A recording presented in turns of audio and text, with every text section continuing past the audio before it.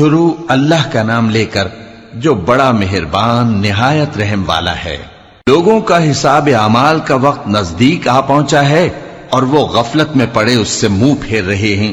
ان کے پاس کوئی نئی نصیحت ان کے پروردگار کی طرف سے نہیں آتی مگر وہ اسے کھیلتے ہوئے سنتے ہیں۔ ان کے دل غفلت میں پڑے ہوئے ہیں اور ظالم لوگ آپس میں چپکے باتیں کرتے ہیں کہ یہ شخص کچھ بھی نہیں مگر تمہارے جیسا آدمی ہے، تو تم آنکھوں دیکھے جادو کی لپیٹ میں کیوں آتے ہو؟ پیغمبر صلی اللہ علیہ وآلہ وسلم نے کہا کہ جو بات آسمان اور زمین میں کہی جاتی ہے میرا پروردگار اسے جانتا ہے اور وہ سننے والا ہے، جاننے والا ہے۔ بلکہ ظالم کہنے لگے کہ یہ قرآن پریشان باتیں ہیں جو خواب میں دیکھ لی ہیں، نہیں بلکہ اس نے اس کو اپنی طرف سے بنا لیا ہے، نہیں بلکہ یہ ایک شاعر ہے۔ تو جیسے پہلے پیغمبر نشانیاں دے کر بھیجے گئے تھے اسی طرح یہ بھی ہمارے پاس کوئی نشانی لائے۔ ان سے پہلے جن بستیوں کو ہم نے ہلاک کیا وہ ایمان نہیں لاتی تھیں، تو کیا یہ ایمان لے آئیں گے؟ اور ہم نے تم سے پہلے آدمی ہی پیغمبر بنا کر بھیجے جن کی طرف ہم وہی بھیجتے تھے۔ اگر تم نہیں جانتے تو جو یاد رکھتے ہیں ان سے پوچھ لو۔ اور ہم نے ان کے ایسے جسم نہیں بنائے تھے کہ کھانا نہ کھائیں اور نہ وہ ہمیشہ رہنے والے تھے۔ پھر ہم نے ان کے بارے میں اپنا وعدہ سچا کر دیا تو ان کو اور جس کو چاہا نجات دی اور حد سے نکل جانے والوں کو ہلاک کر دیا۔ ہم نے تمہاری طرف ایسی کتاب نازل کی ہے جس میں تمہارا تذکرہ ہے، کیا تم نہیں سمجھتے؟ اور ہم نے بہت سی بستیوں کو جو ظالم تھیں پیس ڈالا اور ان کے بعد اور لوگ پیدا کر دیے۔ جب انہوں نے ہمارے عذاب کو دیکھا تو لگے اس سے بھاگنے۔ مت بھاگو اور جن نعمتوں میں تم عیش و آسائش کرتے تھے ان کی اور اپنے گھروں کی طرف لوٹ جاؤ، شاید تم سے اس بارے میں دریافت کیا جائے۔ کہنے لگے ہائے شامت، بے شک ہم ظالم تھے، تو وہ برابر اسی طرح پکارتے رہے یہاں تک کہ ہم نے ان کو کھیتی کی طرح کاٹ کر اور آگ کی طرح بجھا کر ڈھیر کر دیا۔ اور ہم نے آسمان اور زمین کو اور جو مخلوقات ان دونوں کے درمیان ہے اس کو کھیل تماشے کے لیے پیدا نہیں کیا۔ اگر ہم چاہتے کہ کھیل کی چیزیں بنائیں تو اگر ہم کو کرنا ہی ہوتا تو ہم اپنے پاس سے بنا لیتے، نہیں بلکہ ہم سچ کو جھوٹ پر کھینچ مارتے ہیں تو وہ اس کا سر توڑ دیتا ہے اور جھوٹ اسی وقت نابود ہو جاتا ہے۔ اور جو باتیں تم بناتے ہو ان سے تمہاری ہی خرابی ہے۔ اور جو لوگ آسمانوں میں اور جو زمین میں ہیں سب اسی کا مال ہیں، اور جو فرشتے اس کے پاس ہیں وہ اس کی عبادت سے نہ تکبر کرتے ہیں اور نہ اکتاتے ہیں، رات دن اس کی تسبیح کرتے رہتے ہیں، نہ تھکتے ہیں نہ تھمتے ہیں۔ بھلا لوگوں نے جو زمین کی چیزوں سے بعض کو معبود بنا لیا ہے تو کیا وہ ان کو مرنے کے بعد اٹھا کھڑا کریں گے؟ اگر آسمان اور زمین میں اللہ کے سوا اور معبود ہوتے تو زمین و آسمان درہم برہم ہو جاتے۔ جو باتیں یہ لوگ بناتے ہیں تو اللہ جو مالک عرش ہے ان باتوں سے پاک ہے۔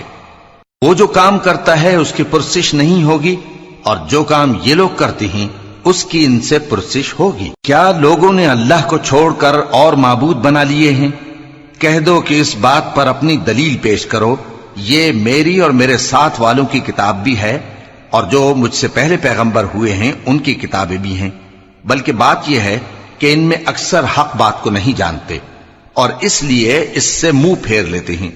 اور جو پیغمبر ہم نے تم سے پہلے بھیجے ان کی طرف یہی وحی بھیجی کہ میرے سوا کوئی معبود نہیں تو میری ہی عبادت کرو۔ اور کہتے ہیں کہ رحمان بیٹا رکھتا ہے، وہ پاک ہے، اس کے نہ بیٹا ہے نہ بیٹی، بلکہ جن کو یہ لوگ اس کے بیٹے بیٹیاں سمجھتے ہیں وہ اس کے عزت والے بندے ہیں، اس کے آگے بڑھ کر بول نہیں سکتے اور اس کے حکم پر عمل کرتے ہیں۔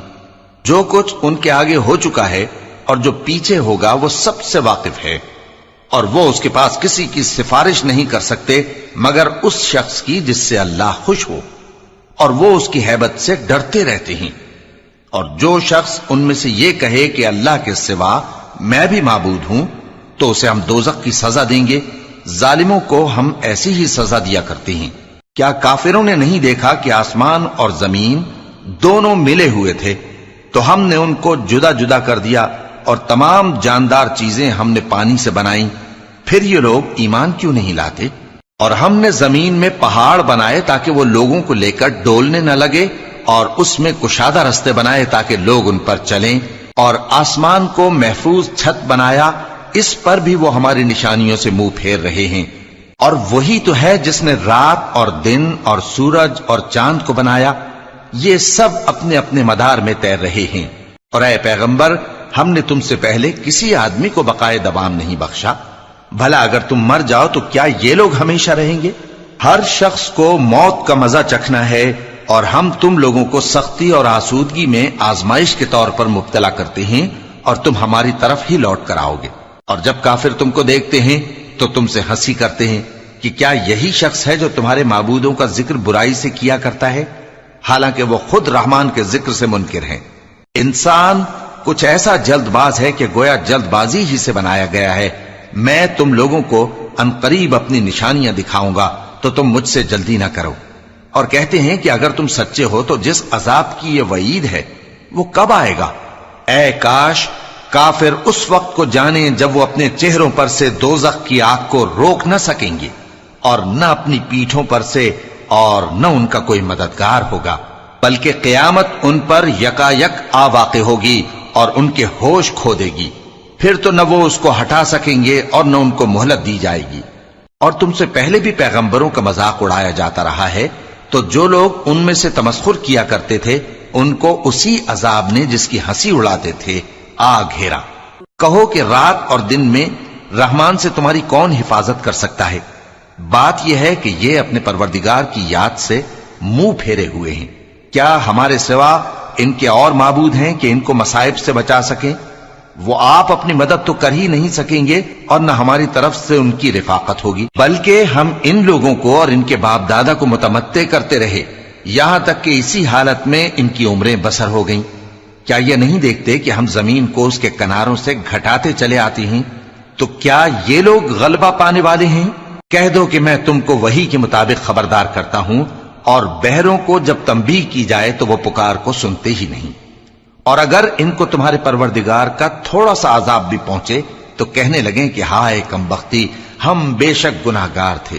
اور ہم قیامت کے دن انصاف کی ترازو کھڑی کریں گے تو کسی شخص کی ذرا بھی حق تلفی نہ کی جائے گی، اور اگر رائی کے دانے کے برابر بھی کسی کا عمل ہوگا تو ہم اس کو لا موجود کریں گے، اور ہم حساب کرنے کو کافی ہیں۔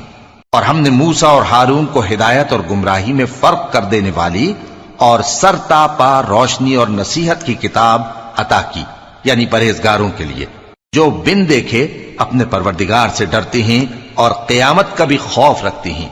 اور یہ مبارک نصیحت ہے جسے ہم نے نازل فرمایا ہے، تو کیا تم اس سے انکار کرتے ہو؟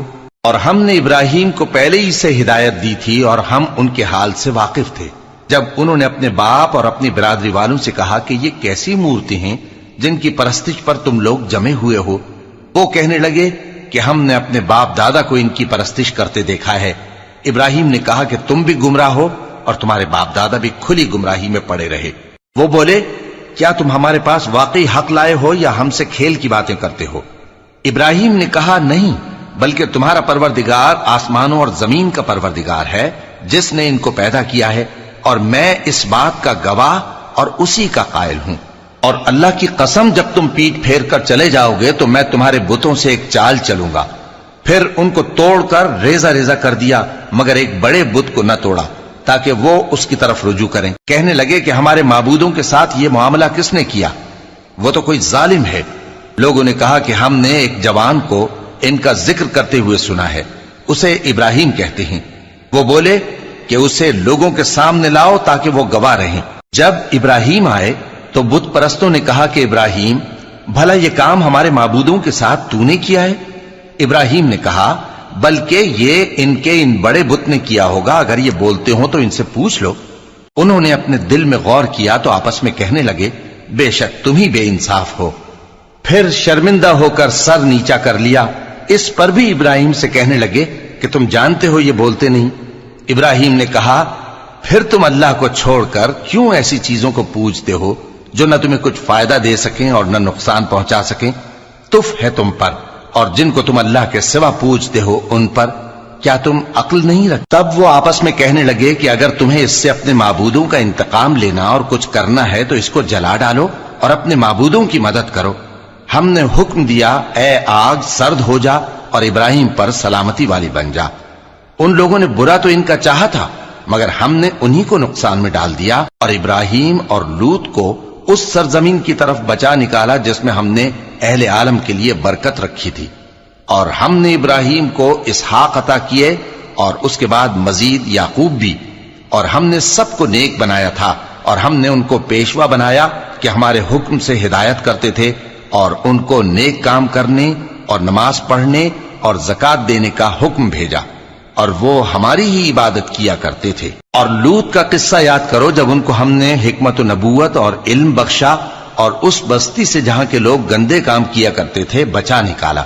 بے شک وہ برے اور بد کردار لوگ تھے، اور انہیں اپنی رحمت میں داخل کیا، کچھ شک نہیں کہ وہ نیک کرداروں میں تھے۔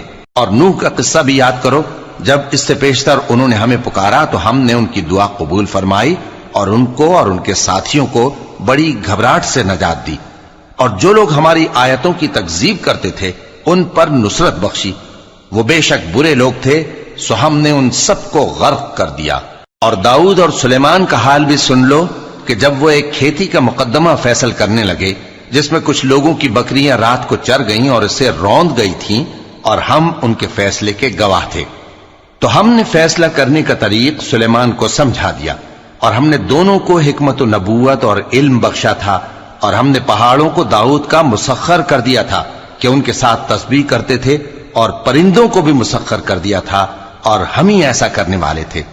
اور ہم نے تمہارے لیے ان کو ایک طرح کا لباس بنانا بھی سکھا دیا تاکہ تم کو لڑائی کے ضرر سے بچائے، پس تم کو شکر گزار ہونا چاہیے۔ اور ہم نے تیز ہوا سلیمان کے تابع فرمان کر دی تھی جو ان کے حکم سے اس ملک میں چلتی تھی جس میں ہم نے برکت دی تھی، یعنی شام کی طرف، اور ہم ہر چیز سے خبردار ہیں۔ اور بڑے بڑے جنات کو بھی ان کے تابع کر دیا تھا کہ ان میں سے بعض ان کے لیے غوطہ خوری کرتے تھے اور اس کے علاوہ اور کام بھی کرتے تھے، اور ہم ان کے نگہبان تھے۔ اور ایوب کو یاد کرو جب انہوں نے اپنے پروردگار سے دعا کی کہ مجھے تکلیف پہنچی ہے اور تو سب سے بڑھ کر رحم کرنے والا ہے، تو ہم نے ان کی دعا قبول کر لی اور جو ان کو تکلیف تھی وہ دور کر دی، اور ان کو بال بچے بھی عطا فرمائے، اور اپنی مہربانی سے ان کے ساتھ اتنے ہی اور بخشے۔ اور عبادت کرنے والوں کے لیے یہ نصیحت ہے۔ اور اسماعیل اور ادریس اور ذوالکفل کو بھی یاد کرو، یہ سب صبر کرنے والے تھے، اور ہم نے ان کو اپنی رحمت میں داخل کیا، بلا شبہ وہ نیکوکار تھے۔